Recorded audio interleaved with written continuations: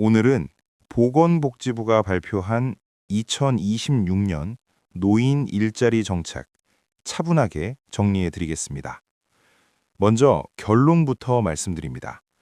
2026년 노인 일자리는 규모는 커졌습니다. 하지만 성격은 여전히 두 가지로 나뉘어 있습니다.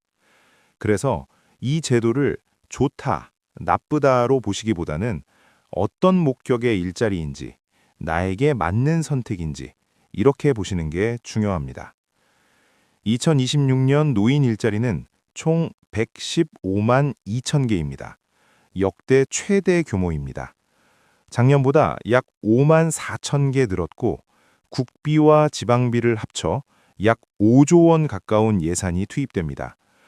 숫자만 보면 기회가 많아진 건 맞습니다. 하지만 정작 중요한 건 이 일자리들이 어떤 성격이냐 그 부분입니다. 2026년 노인 일자리는 크게 보면 두 가지 성격이 섞여 있습니다. 하나는 일을 통한 경제활동, 다른 하나는 사회 참여 중심의 복지활동입니다. 이 두 가지를 같은 기준으로 보시면 혼란이 생깁니다. 그래서 먼저 이 구조부터 정리해 드리겠습니다. 첫 번째, 고용정책 관점입니다. 역량활용형, 사회서비스형, 시장형 사업단, 이런 이름들 들어보셨을 겁니다. 이 일자리들은 가능한 한 오래 일하도록 돕자는 목적을 가지고 있습니다. 특히 베이비 부머 세대가 본격적으로 은퇴하면서 경험과 숙련을 활용하자는 방향이 더 강화됐습니다. 다만 현실적으로는 소득 수준이 높지 않고 지속적으로 이어질 수 있는 일자리는 아직 많지 않은 상황입니다. 두 번째, 복지정책 관점입니다. 공익활동형 일자리는 소득 보전보다는 사회적 역할과 참여에 무게가 실려 있습니다. 노노케어, 경로당 배식, 환경 정비, 이런 활동들이 여기에 해당합니다. 이 활동들은 완전한 일자리라기보다는 사회와 연결되는 역할에 가깝습니다. 그래서 월급이 적다고만 보시면 제도의 의도를 놓치게 됩니다. 질문 1. 나이 요건은 어떻게 되나요? 공익활동형은 기초연금을 받는 65세 이상이 대상입니다. 반면에 역량활용형이나 공동체 사업단, 시장형 사업은 60세 이상이면 신청 가능합니다. 다만 일부 공익활동의 경우 대기자가 없을 때에 한해서 예외적으로 60대 초반 차상위 계층이 선발되는 경우도 있습니다. 질문 2. 기초생활수급자인데 참여할 수 있나요? 이 부분은 조금 헷갈리실 수 있습니다. 생계급여 수급자는 참여가 어렵습니다. 하지만 의료급여, 교육급여, 주거급여 수급자는 신청이 가능합니다. 또 한 가지, 국민건강보험 직장 가입자의 경우에도 대부분은 제한이 있지만 사회서비스형이나 시장형 사업단 중 일부는 예외가 적용됩니다. 이 부분은 반드시 신청기관에 직접 확인하셔야 합니다. 질문 3. 월에 얼마나 받을 수 있나요? 공익활동형은 하루 3시간, 한 달에 30시간 활동 기준으로 활동비 29만 원 정도가 지급됩니다.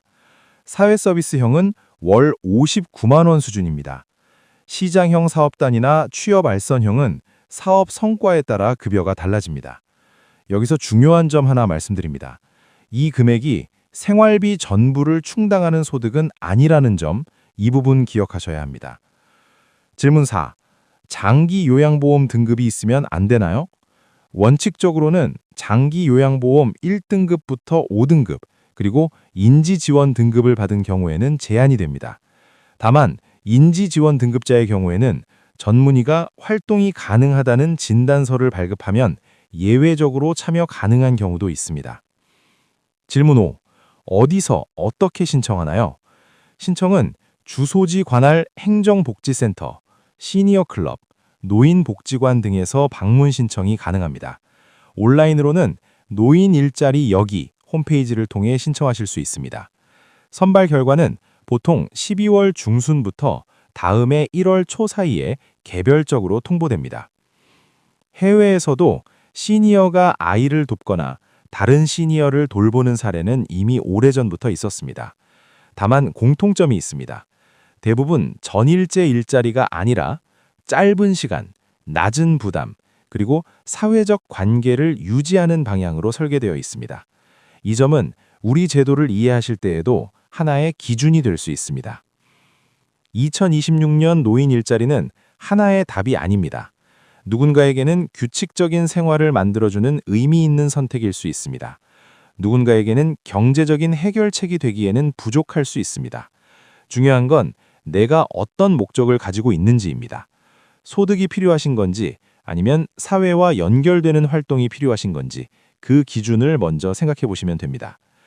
2026년 노인 일자리는 기회는 늘었습니다. 하지만 선택은 더 중요해졌습니다. 이 제도는 누군가에게는 도움이 되지만 모든 분께 같은 해답은 아닙니다. 그래서 해야 할까요? 말아야 할까요?가 아니라 나에게 맞는가를 기준으로 보셔야 합니다.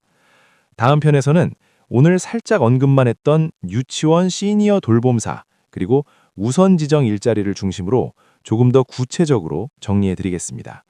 오늘은 전체 구조를 이해하는 데 집중하시면 충분합니다. 차분히 기준을 가지고 선택하시기 바랍니다.